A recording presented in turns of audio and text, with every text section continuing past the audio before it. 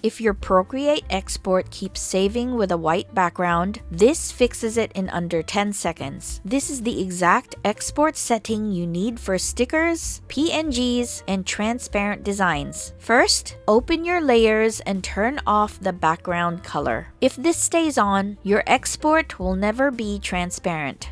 Now tap the Actions tool and go to the Share tab. Down here is JPEG, which is a common export file type, but doesn't support transparency. This will always add a background, so we won't use this. We will choose PNG. If you can change what is behind your image, your background is fully transparent. Pro tip: always keep a copy of your original file before exporting, just in case you need edits later. If you're making stickers, I have a full step-by-step sticker edge tutorial. The link is in the comments area. More Procreate tips coming.